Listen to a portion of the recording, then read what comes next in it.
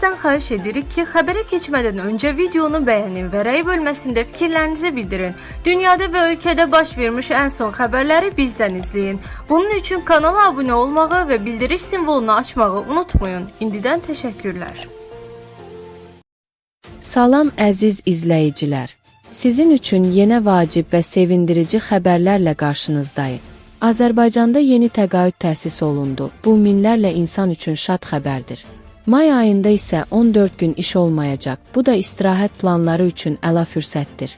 Sosial ödənişlərlə bağlı əhaliyə mühüm yeniliklər açıqlanıb. Eyni zamanda banklarda yeni qayda qüvvəyə minib.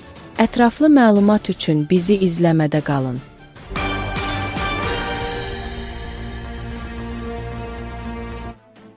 Prezident İlham Əliyev mina təmizləmə fəaliyyətini həyata keçirən zaman partlayıcı sursatların işə düşməsi nəticəsində baş verən bədbəxt hadisə ilə əlaqədar həlak olan və ya bu zaman aldığı xəsarətdən həyatını itirən mina təmizləyənlərin ailə üzvlərinə Azərbaycan Respublikası Prezidentinin təqaüdünün təsis edilməsi haqqında fərman imzalayıb. Oxu Az bununla bağlı Prezident.az-a istinadən xəbər verir. Fərmana əsasən aylıq təqaüdün məbləği 700 manat müəyyən olunub.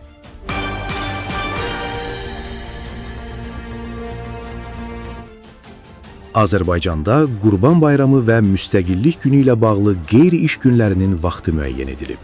Oxu Az xəbər verir ki, bu il Qurban Bayramı 27 və 28 may tarixlərinə düşür.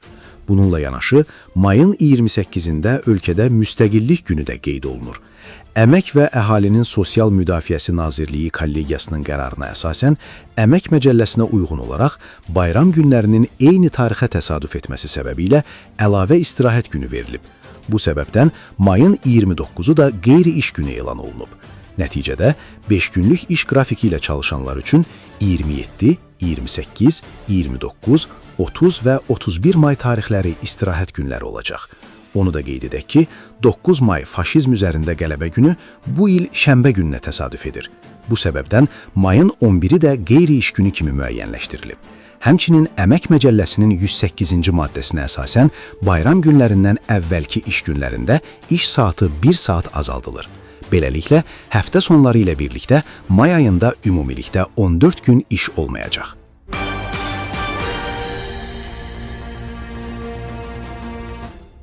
(2026-cı ilin fevral ayında aylıq sosial müavinət və təqaüd alanların sayı 884.795 min nəfər olub. Konkret Az xəbər verir ki, bu barədə ƏMM məlumat yayıb.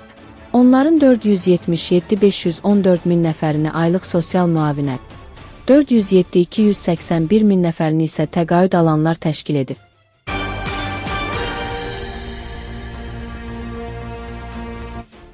Məsafədən hesabların açılması qaydası təsdiqlənib. Publika Az xəbər verir ki, bununla bağlı Mərkəzi Bankın sədri Taleh Kazımovun 15 dekabr 2025-ci ildə imzaladığı müvafiq qərar 2026-cı il martın 30-dan qüvvəyə minib. Belə ki, bu qayda kredi təşkilatlarında, investisiya şirkətlərində, poçt rabitəsinin milli operatorunda, ödəniş təşkilatlarında müstəsna olaraq ödəniş əməliyyatının aparılması üçün vasitəçilik xidməti və ya hesab üzrə məlumat xidməti göstərən ödəniş təşkilatları istisna olmaqla, habelə elektron pul təşkilatlarında bundan sonra nəzarət subyektləri məsafədən hesabların açılması qaydasını müəyyən edir. 2 və ya daha çox şəxsə məsafədən birgə hesab açıldıqda bu qaydanın tələbləri həmin şəxslərin hər birinə ayrı-ayrılıqda tətbiq edilir. Əsas anlayışlar. Bu qaydada istifadə olunan əsas anlayışlar aşağıdakı mənaları ifadə edir. Məsafədən hesabların açılması, nəzarət subyekti əməkdaşının və məsafədən hesabın açılması üçün müraciət edən şəxsin, bundan sonra müştəri eyni zamanda birgə fiziki iştirakı olmadan informasiya texnologiyaları vasitəsilə hesabların açılması. Hesab, bank və digər ödəniş hesabı, müştəri hesabı, depo hesabı və marja hesabı. Şəxsin eyniləşdirilməsi, şəkil çəkilişi, video çəkiliş və ya videozəng vasitəsilə müştərinin eyniləşdirilməsi və verifikasiyası. Videozəng nəzarət subyekti əməkdaşının və müştərinin iştirakı ilə real vaxtda informasiya texnologiyaları vasitəsilə video qeydiyyat formatında həyata keçirilən şəxsin eyniləşdirilməsi. Şəkil çəkilişi nəzarət subyekti əməkdaşının birbaşa iştirakı olmadan informasiya texnologiyaları vasitəsilə foto qeydiyyat formasında həyata keçirilən şəxsin eyniləşdirilməsi. Video çəkiliş nəzarət subyekti əməkdaşının birbaşa iştirakı olmadan informasiya texnologiyaları vasitəsilə video qeydiyyat formatında həyata keçirilən şəxsin eyniləşdirilməsi. Bu qaydada istifadə edilən gücləndirilmiş elektron imza anlayışı elektron imza və elektron sənəd haqqında qanunla müəyyən edilmiş mənaları ifadə edir. Bu qaydada istifadə olunan digər anlayışlar digər normativ, hüquqi və normativ xarakterli aktlarda müəyyənləşdirilmiş mənaları ifadə edir. Hesabların məsafədən açılması. Məsafədən hesab açılan zaman nəzarət subyekti tərəfindən istifadə edilən informasiya texnologiyaları, o cümlədən informasiya sistemi, proqram təminatı fərdi məlumatlar haqqında qanun və digər hüquqi aktlarla müəyyən edilmiş tələblərə cavab verməlidir. Fiziki şəxs olan müştərilərə münasibətdə qanuni nümayəndə qismində valideynlər, övladlığa götürənlər və ya qəyyumlar, hüquqi şəxs olan müştərilərə münasibətdə qanuni təmsilçi istisna olmaqla müştəriyə digər səlahiyyətli nümayəndə vasitəsilə məsafədən hesab açılmasına yol verilmir. Nəzarət subyekti məsafədən açılan hesablar ilə bağlı limitlər müəyyən etdikdə, bu barədə müştəriyə məlumat verilməli və hesab açılarkən həmin limitlərə riayət olunmalıdır. Nəzarət subyekti xidmət göstərdiyi şəxsin yazılı müraciəti ilə ona məsafədən hesab açılmasını məhdudlaşdırmaq imkanı yaratmalıdır. Müvafiq məhdudiyyət yalnız həmin şəxsin nəzarət subyektində fiziki iştirakı ilə təqdim etdiyi yazılı müraciəti əsasında aradan qaldırıla bilər. Müraciətin edilməsi. Məsafədən hesab açılması üçün müştəri tərəfindən nəzarət subyektinə elektron qaydada müraciət edilir. Aşağıdakı abzasda nəzərdə tutulan hallar istisna olmaqla müştərinin müraciəti əsasında nəzarət subyekti tərəfindən hesabın açılması üçün qanunvericiliklə tələb edilən məlumat və sənədlər nəzarət subyektinə təqdim olunmalıdır.